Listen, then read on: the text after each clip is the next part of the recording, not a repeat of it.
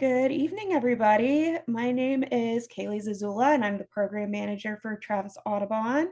And I'm glad to see such a good turnout tonight for what should be a really great presentation by Nathan Pieplow. Before we get started with the reason that you're here, I'll make a couple of announcements. The first being that we have scheduled our holiday party. It is on the calendar for Thursday, December 19th. It is a holiday potluck, so you can bring whatever you want.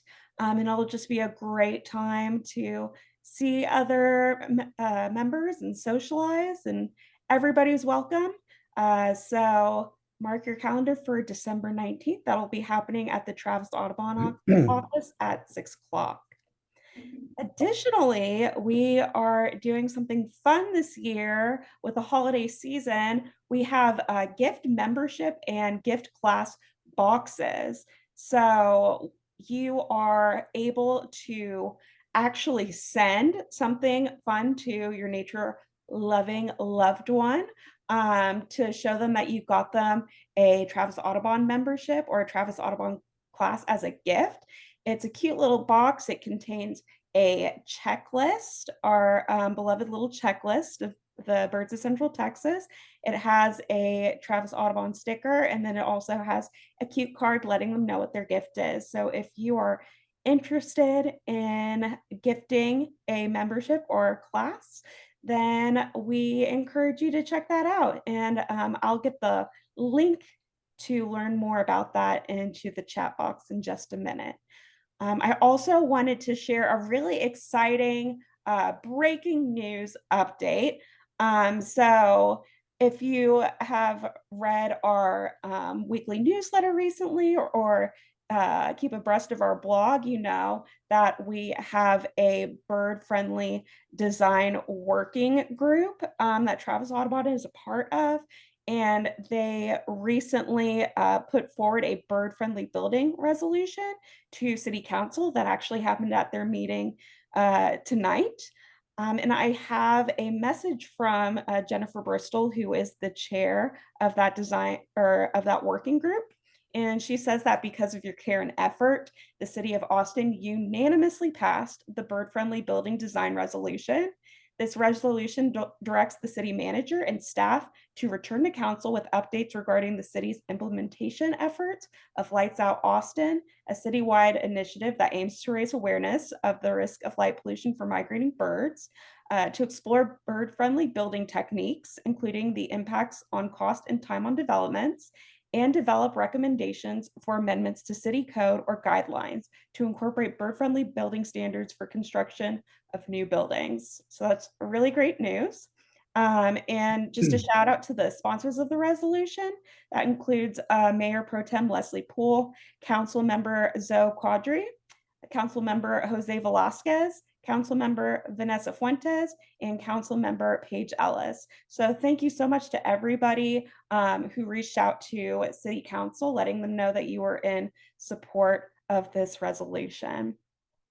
So that is my news for y'all. I will go ahead and pass it on to board member Chris Gunter, who will be introducing our speaker tonight. Thank you, Kaylee. Good evening, everybody, and thanks for joining us. It's my privilege to introduce our very special guest this evening, Nathan Pieplow. Nathan's grandparents introduced him to birding when he was in the 4th grade, and he's been doing it ever since. He has been teaching writing and rhetoric at the University of Colorado in Boulder for the last 21 years. In 2003, Nathan began writing the Peterson Field Guide to Birdsong or Bird Sound. And in 2017, the first volume, the Bird Sounds of Eastern North America, was published. And then 2 years later, the companion volume, the Bird Sounds of Western North America, was published. And since then, Nathan has been a much sought after speaker across the country.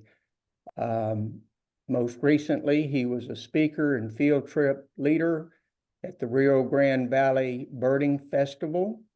And I might add that on his way to the festival, he made his first visit to Austin and got to bird at our very own Hornsby Bend.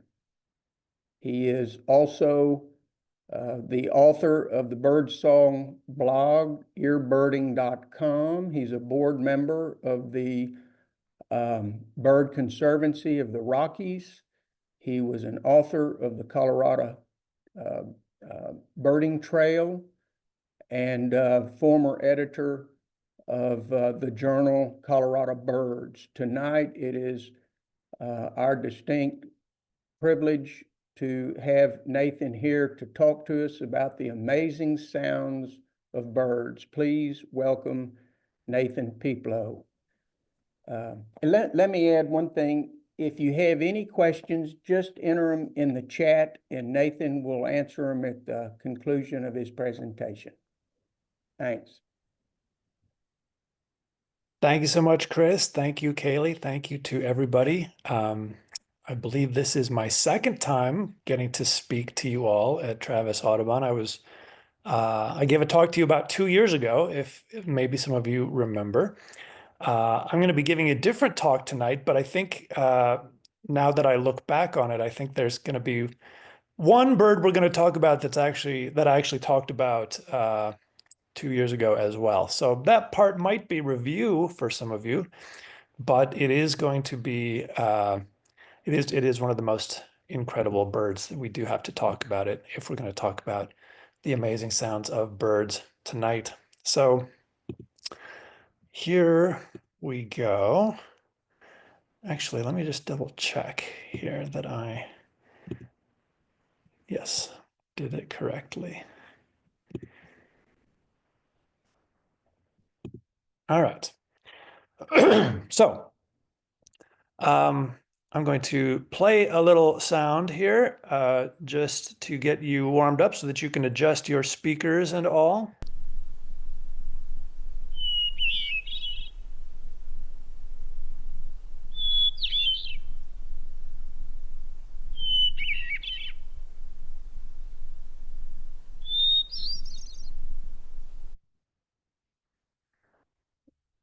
We just heard a few notes from a hermit thrush that I recorded up here near where I live in Boulder, Colorado. That hermit thrush song, to me, is the quintessential sound of an evening in the Rocky Mountains. Tonight, I'm going to just share with you some of my favorite bird sounds that I have recorded over the past 20 years of my career as an audio recordist.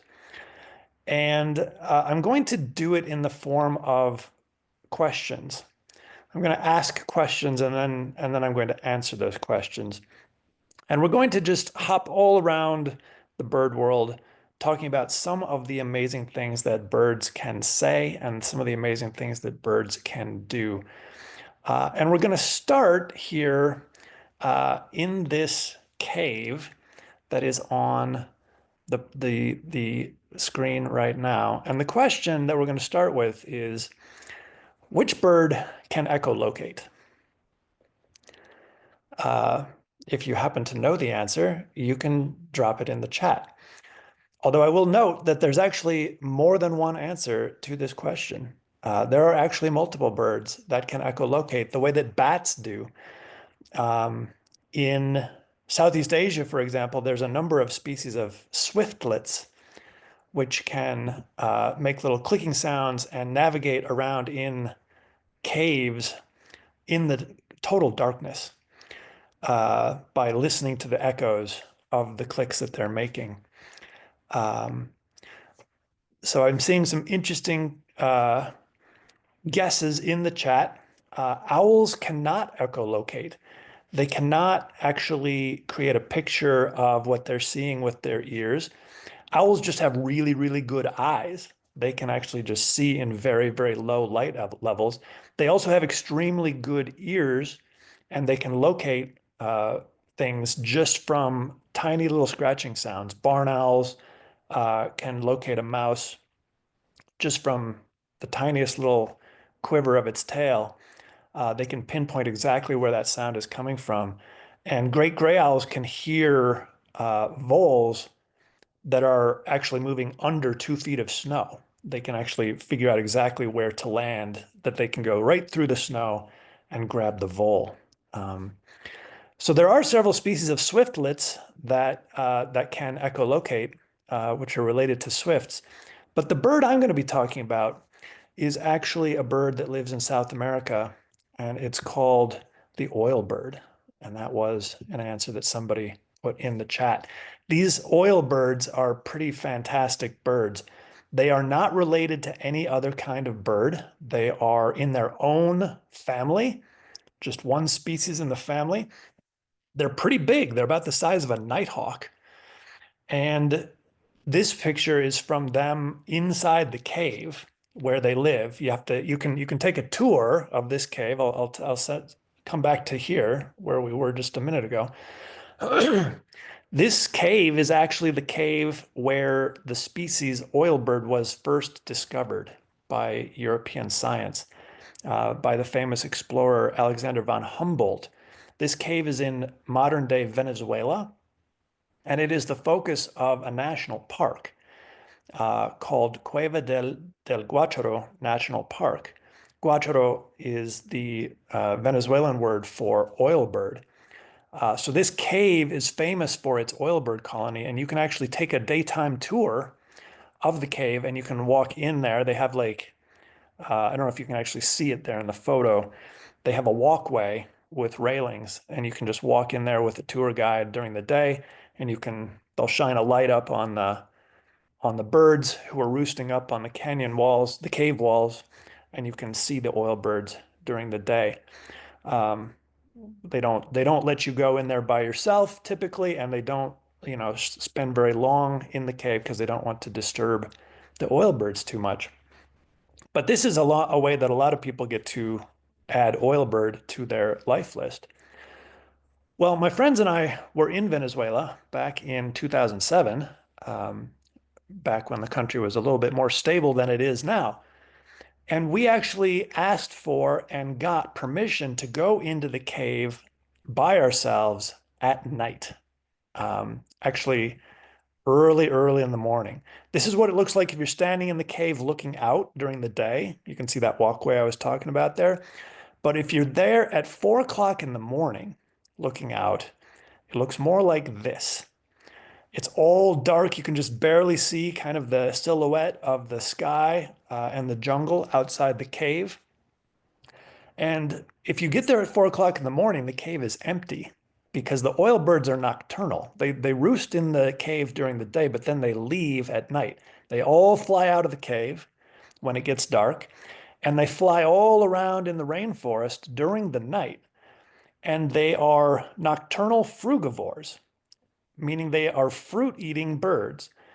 What they do is they navigate around in the dark, through the canopy of the trees, flying, echolocating. And then when they find a fruit, they fly up underneath the fruit and grab it with their beak and pluck it off of the tree.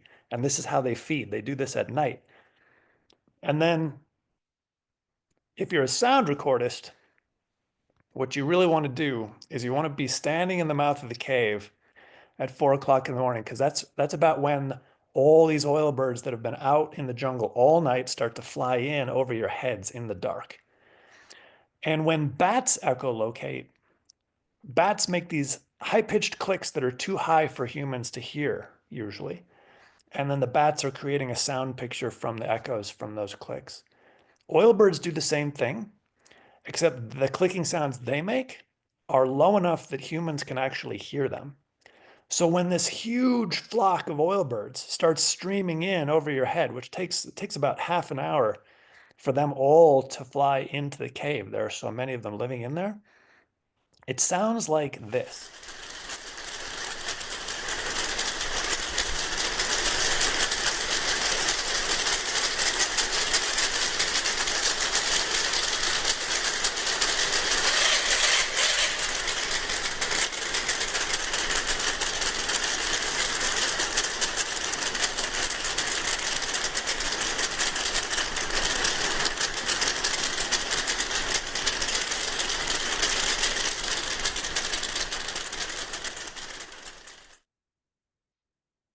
it's actually really loud when you're in that cave and all those clicking sounds are going by in the dark right over your heads. It's like the flight of the typewriters.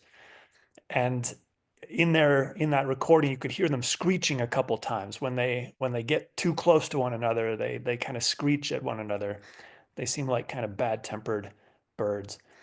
This experience of standing in that jungle cave and having the oil birds all flying over our heads, it's one of the most remarkable birding moments that I've ever experienced. And I wanted to share it with you. I wanted to start there because it's a sound, it's a situation where you're not even seeing the birds, you're only hearing them, and yet the sound is making that entire experience extraordinary. I know that I'm going to be answering most of the questions at the end of the talk, but I do see a quick question in the chat. How many birds roost in the cave? I don't actually know, but it's in the high hundreds or low thousands at least. All right, so we're going to move on to some other trivia questions that you can amaze your birding friends with. And here's a wonderful question that I like to ask. Which bird always sings with its head turned left, never to the right? When I first encountered this fact in a scientific journal article from the 1960s, I was astonished. I thought, I've seen this bird hundreds of times, and I never knew that it did this. I never noticed that it was always singing with its head turned to the left and never to the right. So again, you can take a wild stab at it if you happen to know in the chat. But this one is a bird that I don't think it's very common in Austin, but it is a bird that is that people can see in Texas.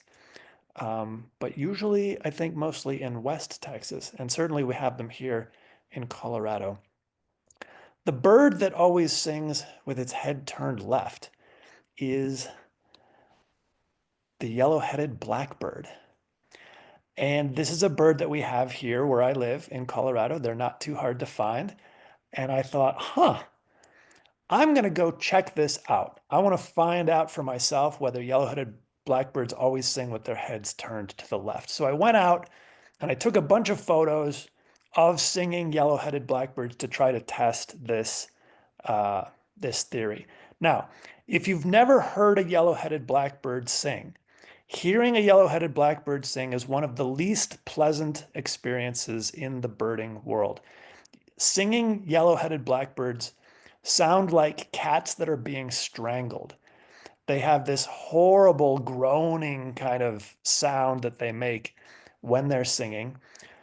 So as I am showing you these photos, you will be hearing the song of the yellow-headed blackbird. I apologize in advance that I'm going to subject you to the sound so many times, but remember, it is for science. So here are some of the photos and sounds that I took of yellow-headed blackbird when I was trying to investigate whether they actually always sing with their head turned to the left.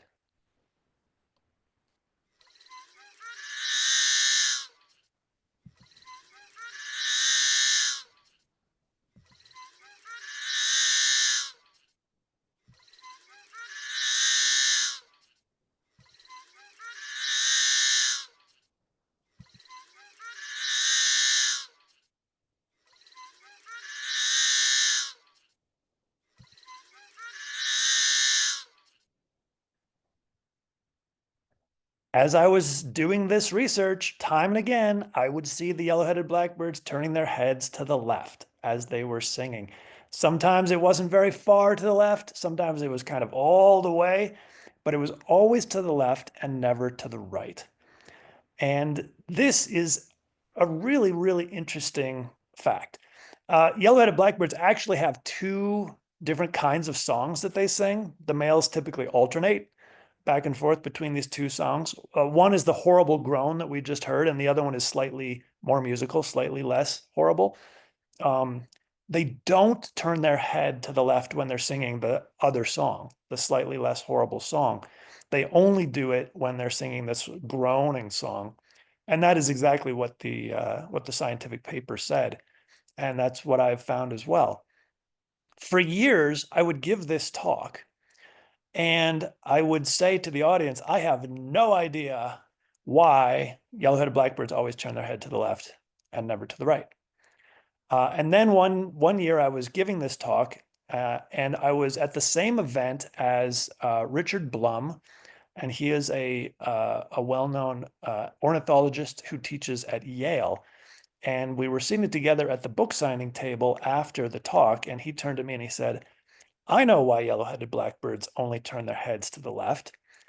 And he said that when he was a graduate student, he had to prepare a lot of specimens of birds. He had to, cut the birds apart to preserve the skins. They had to do these dissections. And when he was dissecting these bird specimens, he discovered that the syrinx of a bird, which is the vocal organ of a bird, it has two sides. We're going to talk more about that in a minute. But he said that in almost every single bird that he ever dissected, one of those sides was bigger than the other. They're not symmetrical. And the left side tends to be the bigger side. And so he said that it's almost certainly the reason that these birds turn their heads to the left is almost certainly so that they can open up that bigger side of their syrinx and get more volume out of their sound, which I don't know for sure that that's the actual reason, but it's certainly the most plausible answer that I've heard.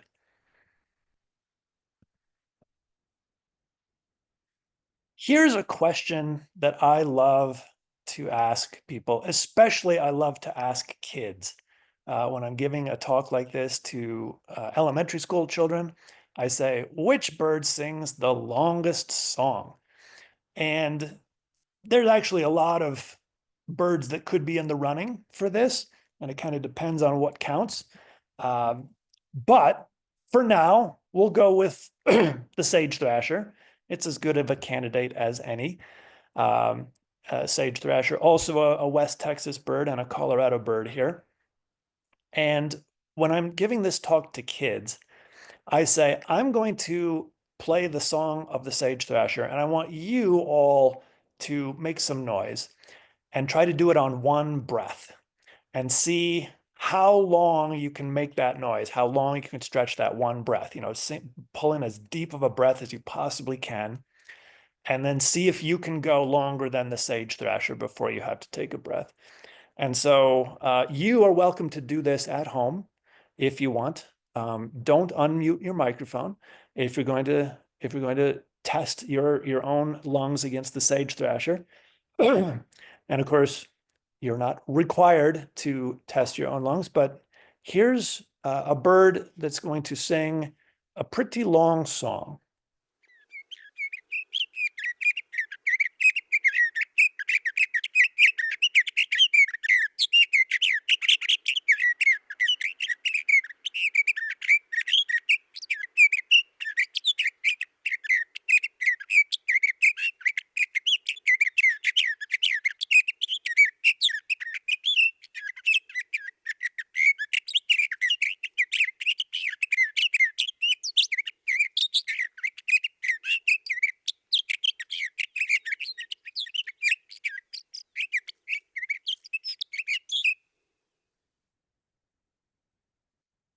That was a 40-second sage thrasher song.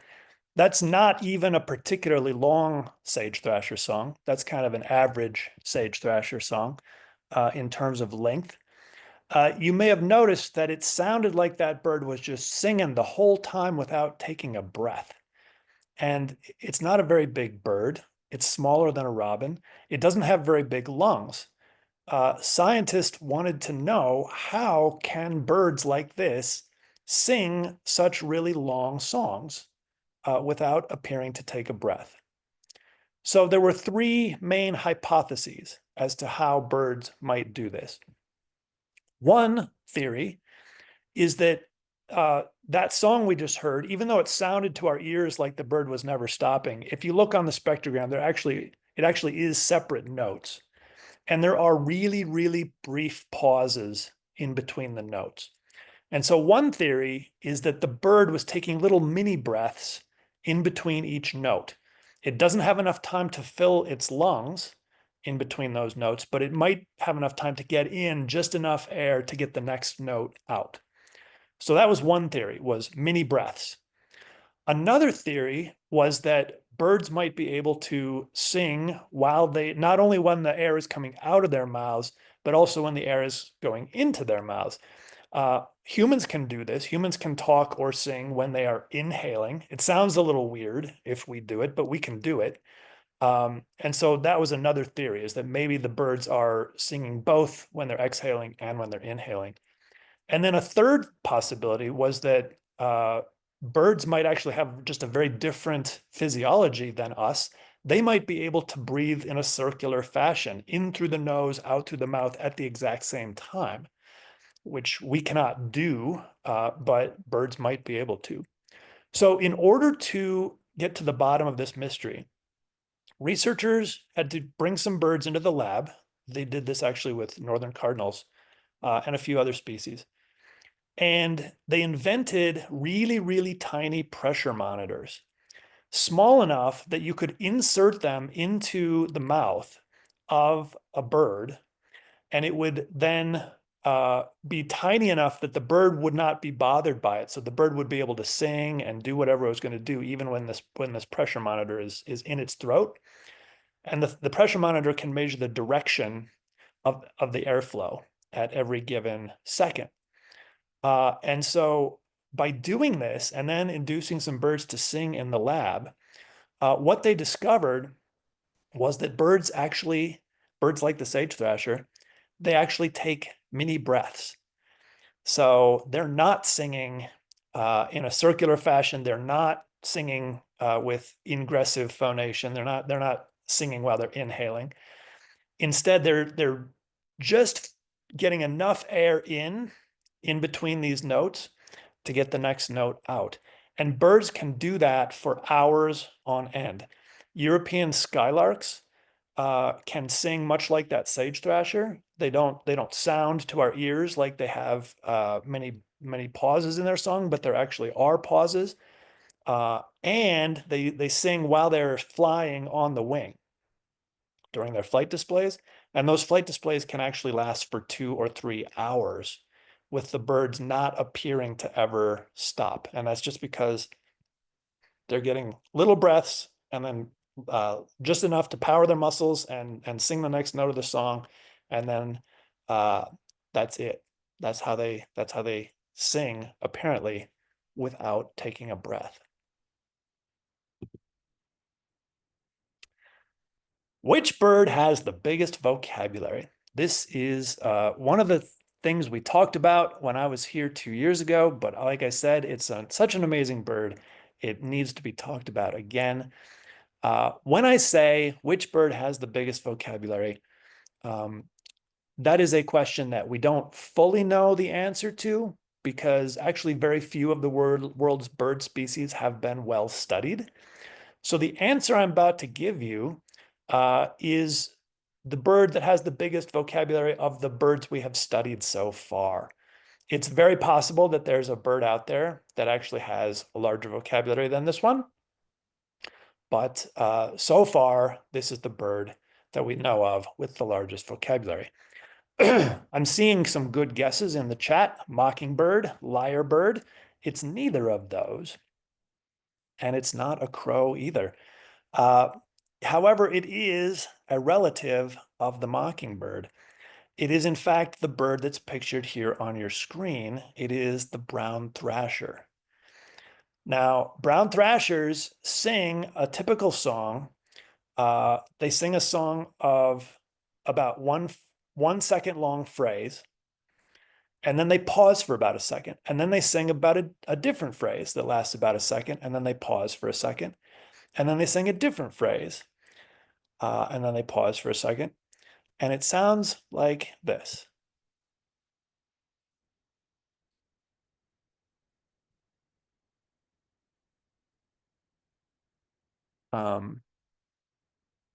Well, I'm not sure when it's going to sing. Maybe it sings after this. Or maybe I forgot to put the song in. Um, the the study here from Donald Kreutzma and one of his graduate students, they went out onto the campus of the University of Massachusetts, and they recorded a single singing brown thrasher for 113 straight minutes, just shy of 2 hours. And in that time, in those 113 minutes, that bird sang 2,327 different song phrases. So they estimated that this individual bird might know as many as 2,500 different song phrases total. Now, just to put that in perspective, your vocabulary as an adult speaker of English is somewhere on the order of 25,000 words. So here's a bird with a vocabulary about 10% the size of yours, and its brain is the size of your fingernail. Now, that's absolutely remarkable, but even more remarkable is that brown thrashers might be saving some brain space when they are remembering those 2,500 different song phrases, because as far as we've been able to understand, every single one of those phrases in brown thrasher language means the exact same thing. Every single one of those phrases means I'm a brown thrasher and I am looking for a mate. Which immediately raises the question, why do you need 2,500 different ways to say that? And once again, the scientific answer is we have no idea. Science has not yet answered this question of how in the world brown thrashers got such a big vocabulary or how they maintain such a big vocabulary. This is a vocabulary that's 10 times larger than a mockingbird's vocabulary, which is also really, really big. But like mockingbirds know like 250 songs a piece, and brown thrashers clocking in at 2,500. The classic answer to this question is something called sexual selection, also known as female choice. The basic idea being that at some point in the evolutionary history of the brown thrasher, females developed a preference for males who did not repeat themselves. The idea then being that the males with the larger vocabularies are the ones who pass on their genes, and over time, the vocabulary keeps growing. Here's the problem with that theory as I see it. In order for that theory to be correct, female brown thrashers have to consistently be distinguishing between the male in their neighborhood who knows 2,300 songs and the male in their neighborhood who knows 2,500 songs. They have to be consistently choosing the male with 2,500 songs. But in order for the female to know which is which, she has to listen to everything that comes out of both of their mouths for hours, if not days, and remember all of it so that she knows when one of the males starts to repeat himself. And we're pretty sure that the females are savvy enough that they're not putting in that type of effort. We don't know how they're choosing their mates, but it seems impractical to me that they could be counting these numbers of song phrases. And so it's likely that they're choosing their mates in some other way, which then means the question is entirely open. How did the brown thrasher learn this many songs? And like, presumably it takes a lot of effort and energy to learn and then produce this many different songs. What's maintaining that? We don't know. Here's a super common bird that's found all over the eastern United States. It's a backyard bird for lots and lots of people. And we don't know this very basic thing about its song behavior. This is what I love most about bird sounds, is that there's so much left to learn, even about common birds. We could actually contribute to the science ourselves.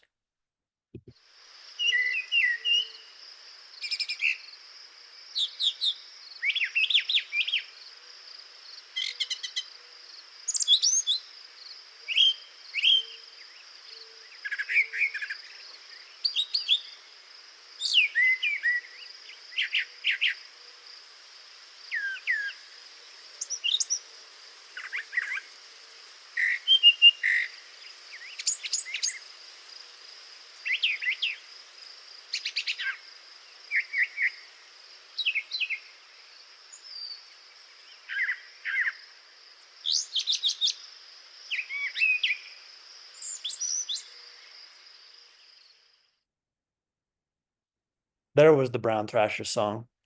That was 40 seconds of brown thrasher, and the bird did not repeat itself once. All right, here's a wonderful question. How can birds sing duets with themselves? The answer, of course, I've already alluded to. It is the fact that birds make their sounds with an organ called a syrinx. You and I make sound with an organ called a larynx. It's located here in the throat, and you and I can only sing one note at a time. But the syrinx is located at the Y junction down inside the chest, where the trachea splits into two bronchi, one to go to each lung.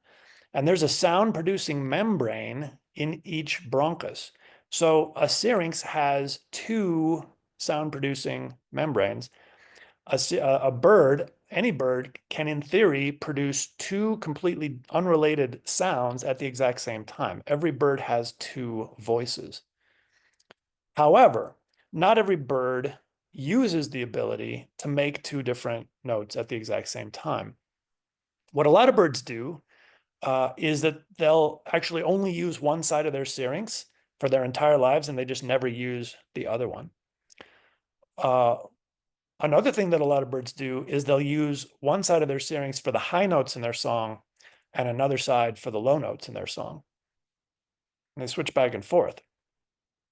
But what some birds can do is they can actually sing a duet with themselves. They can actually sing the melody and the harmony at the same time. They can sing two different notes at once.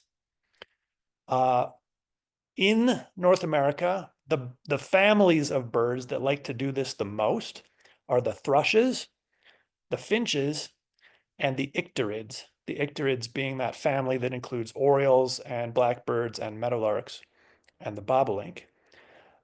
When a bird is singing with both sides of its syrinx at the same time, when it's singing with both of its voices, you can learn to tell when birds are doing this with some experience because it creates this very distinctive tone quality. It either sounds really whiny or it sounds really metallic. And the poster child for what we call polyphony, which is when birds are singing with both of their voices at once, the poster children are the thrush family. So the veery, which is pictured here, has this wonderful fluting metallic song like most thrushes do, like that hermit thrush did that we heard at the top of the program, because it's singing a duet with itself. So here's a veery song. This is what it looks like on the spectrogram. And you can actually see the two voices, one on top of the other, right there on the spectrogram for most of that song. And here's what it sounds like.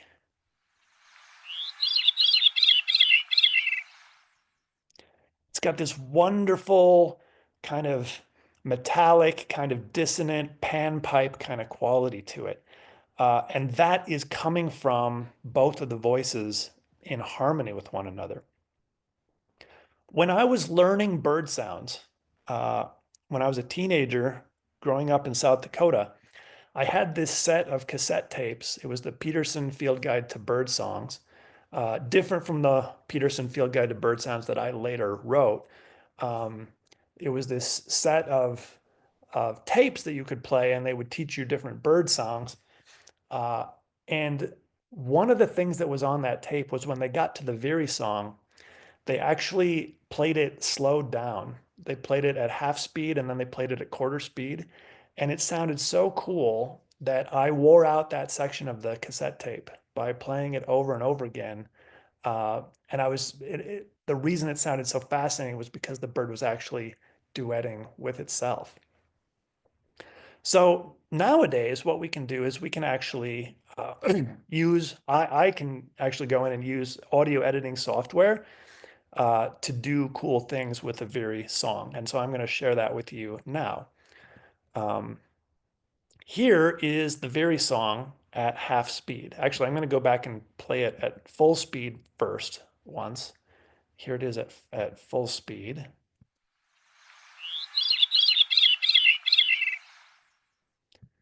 Here it is at half speed.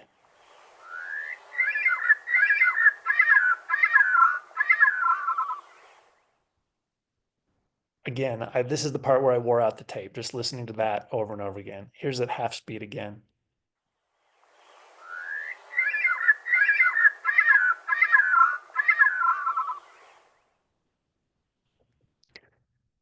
Now, if you actually look at the spectrogram here, I've actually colorized it now so that you can see the two voices a little bit easier. The top voice is in red now, and the bottom voice is in aquamarine. And that first note is just a single voice there. But the rest of this is polyphonic.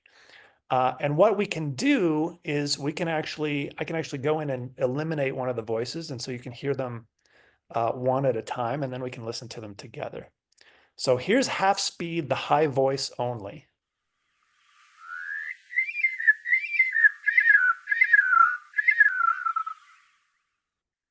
Here's half speed, the low voice only.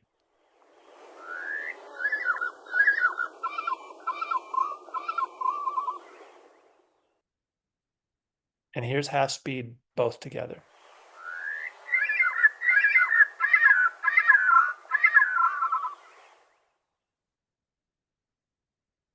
So let's do the same thing at normal speed. So here's normal speed, the high voice only.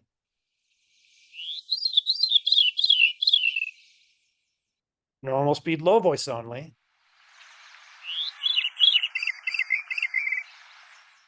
And normal speed, both together.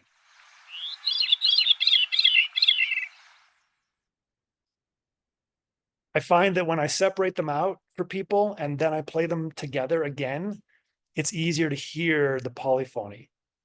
It's difficult for people to hear it unless they're used to listening to it, unless they're trained to hear it. But with practice, you can actually tell when birds are doing this, and a whole bunch of birds do this all the time. Like I said, thrushes, icterids, finches do it all the time. A few other birds do it occasionally. Blue-gray gnatcatcher likes to do it a lot, which is why they sound really whiny, for example. And that brings us to our final question of the night before we open it up to question and answer. I titled this talk The Amazing Sound of Birds, so it's fair to ask which bird sings the most amazing song.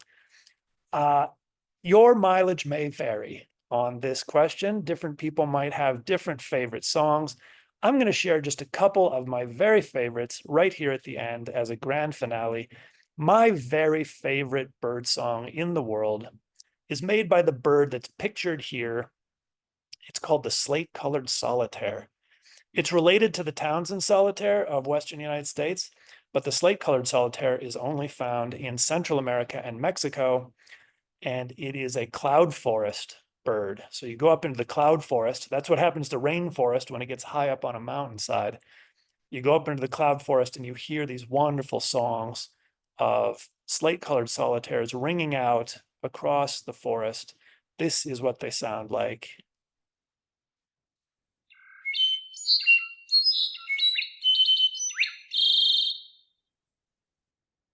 That is a recording I made in Mexico about, oh gosh, almost 20 years ago. And that used to be the ringtone on my cell phone.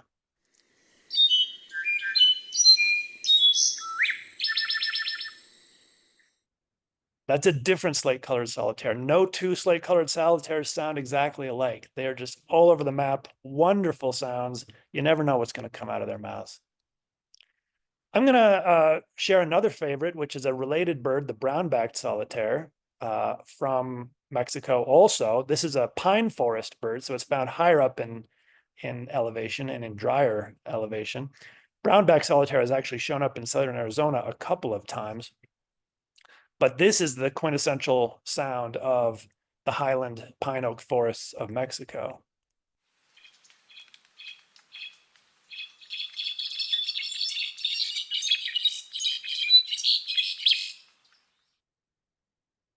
Both of these birds are in the thrush family. Both of them are singing duets with themselves. You're hearing that polyphony, that metallic quality in these sounds.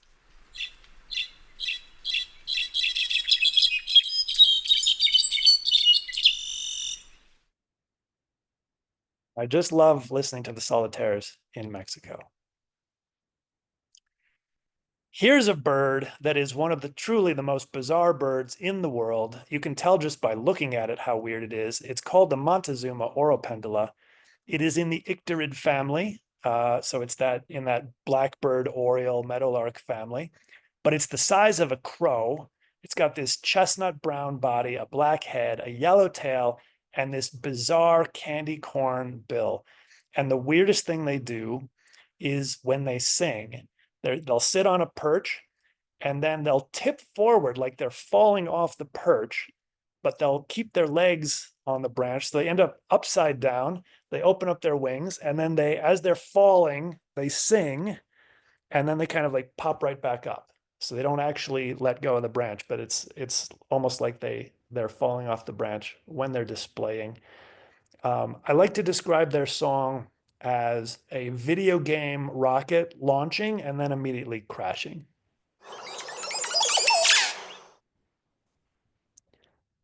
And this is the sound that they make as they are falling off the branch and then catching themselves. Here it is again. And this too is polyphonic. So it's both sounds, both sides of the bird's syrinx, both voices of the bird at once, which you can probably tell because it's hard to believe that one bird could be making this sound.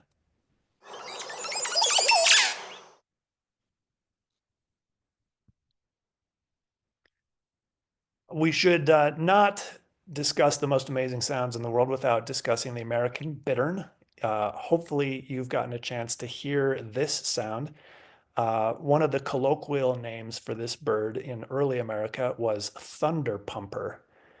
They sit out in the marsh, and if you've ever had a chance to see a bittern while it's singing, it's something to behold, because what they'll do is they'll start taking what look like gulps of air, and you can actually hear the snapping sound as they're like opening their mouth and like swallowing big gulps of air. And what it sounds like is that they're like filling their lungs or their stomach with air. And after they have filled up a couple times, they start like saying, "Oom-ka-chunk, oom-ka-chunk," and it's like they're pumping that air back out. It sounds almost like a huge rock being plunged in water several times. It's a truly bizarre sound. And from experiments that have been done on the anatomy of American bittern, our best guess is that they actually are inflating their esophagus like a huge balloon in those first initial gulps and then pumping it back out like a bagpipe. It sounds like this.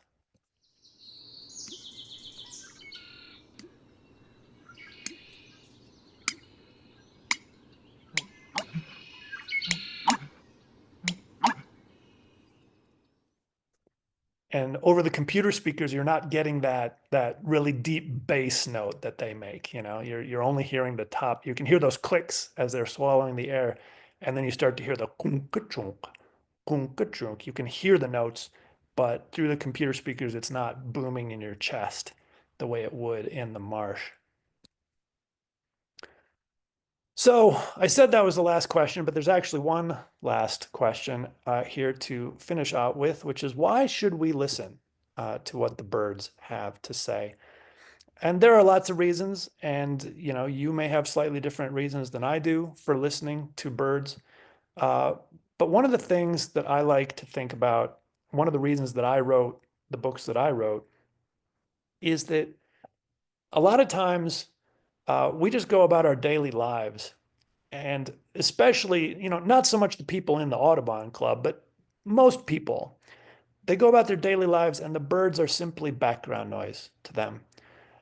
It's simply like the video game soundtrack of their lives, and they pay almost no attention. You can hear birds almost all the time when you're outside, especially during the day, almost any time of year, almost any place. Um, and so one of the things that I am trying to help do is I'm trying to help bring birds out of the background, um, make them more comprehensible, more meaningful, and more enjoyable for people, and thereby more beautiful and more difficult to ignore. That's ultimately what I think we should all be trying to do, is we should all be trying to remind everybody else who's not here tonight that we are surrounded by beautiful birds all the time. So that is the extent of my prepared remarks tonight. We can open it up for question and answer. I'll just remind you that I wrote these 2 bird books. In case you want to track one of them down, they're available wherever books are sold. And the one that would cover the Austin area and most of Texas is the Field Guide to Bird Sounds of Eastern North America, there on the left. The only far western Texas, the Big Bend and El Paso area, would be covered in the Western Guide. And there's a website, petersonbirdsounds.com, where you can listen to 7,500 different bird sounds streaming on the web for free. They accompany the book, but no book is necessary to enjoy the bird sounds. So thank you so much for having me, and thank you to all the people who shared the photos and audio that made my talk possible. And we will start answering some questions. There are a couple of questions already in the chat that I will look at here and answer. And then if you have new questions, you can type them into the chat. A little while ago, I see that Alan asked, do they have independent control of their lungs? And maybe that is also related to breathing while singing. This is a good question. I don't know for certain whether the birds have independent control of their lungs, as in, I'm not sure if they can breathe out from one lung and not from the other at the exact same time. However, I do know that they have independent control, or at least some species, the Oscine passerines, the birds after the flycatchers in the field guide, and probably some other birds too. They do have independent control of the muscles in their syrinx. So what I'm guessing is happening, although I'm not certain of this, what I'm guessing is happening is that it's not so much independent control of the lungs. In other words, they're probably breathing out from both lungs at the same time, and then they're only making noise with one lung. So that's what most birds would do. So I'm guessing the other lung is exhaling silently at the same time. I don't know that for sure. Certainly, if it's a bird like the veery that is singing with both sides of its syrinx at the same time, it's breathing out at the same time from both lungs, and then it's controlling the membranes separately that are being vibrated by that air in the 2 different bronchi. So very, very interesting question. I also see a question from Alan. Which birds have the largest vocal range? That's also a good question. It's hard to answer that question because I have not been through the entire set of world bird sounds looking for this.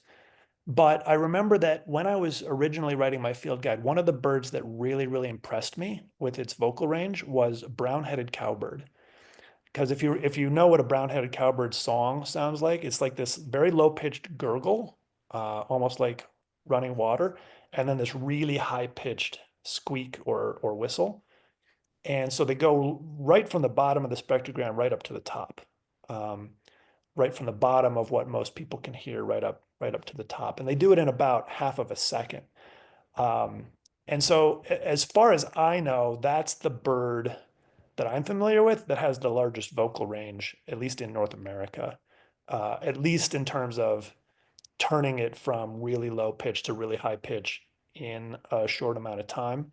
I would have to name the brown-headed cowbird as the champion on that. And Harold notes, not a question, but David Attenborough's CD on birds and the documentary that he filmed, one of the documentaries that he filmed, related the lyrebird's amazing ability to mimic from a single lens reflex camera to a chainsaw. A lyrebird is a bird that lives in Australia. And if you have not seen the classic video from Attenborough of the lyrebird imitating cameras and chainsaws and all the other stuff, it's on the web. You can do a quick search for it. I highly recommend it. It's an amazing, amazing video. Nathan, it looks like we have one more question down there. Regarding bird sound range, do birds go into falsetto? I believe the answer is no. I don't know for certain. It's possible that birds have kind of an equivalent of falsetto, but what falsetto is, for those of you who don't know, it's when you switch over to a different register in your voice, and when you switch into a different register with your voice, you're causing the membranes to vibrate in a different mode. I don't know if birds have an equivalent to that. I've never noticed, and I don't believe I've ever seen anyone propose that birds are switching modes the way that human voice does, in switching in and out of falsetto. Question from Tom.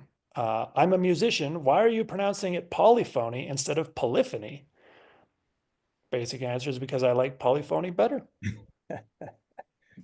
Yeah, I don't know that there's a wrong way to pronounce it. So if musicians pronounce it polyphony, then fantastic.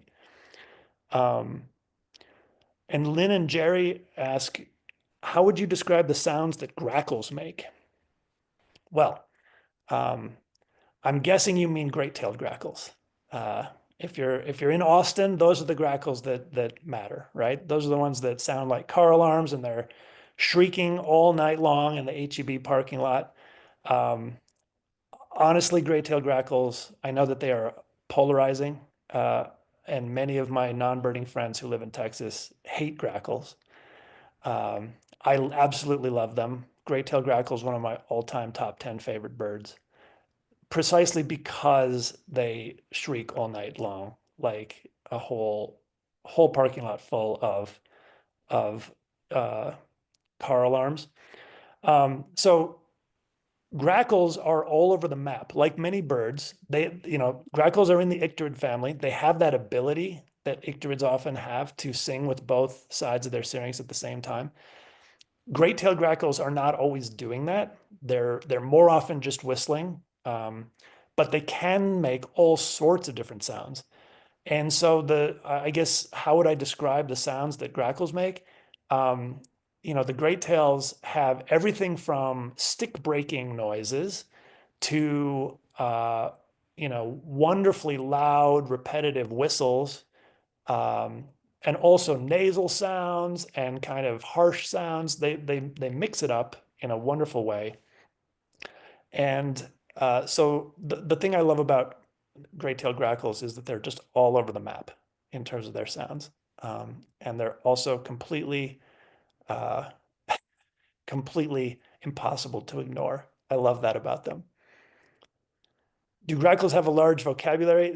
The answer is yes. No one has ever, to my knowledge, for great-tailed grackles anyway, I don't think anybody has ever really gotten a number on the number of phrases or songs that one grackle might know, but it's pretty obvious from just listening to a single grackle. If you just sit and listen to one grackle, you will hear a whole bunch of different sounds. And so they definitely have large vocabularies. How large, I'm not sure. Okay, any more questions? Looks like that might be it. Nathan, I want to thank you so much. This has been an outstanding presentation. I learned a whole lot. Thank you very much. It's my distinct pleasure. Thank you. Thank you so much, Nathan. And thank you, everybody, for being here this evening. Again, just a really fascinating presentation. I thought I knew a lot of good bird trivia, but pretty much all of that was new to me. So that was really great. Um, all right, everybody. Well, I hope to see you all at our holiday potluck on December 19th. And you all have a wonderful evening. Good night. Thank you, Kaylee. Good night, everyone. Thank you.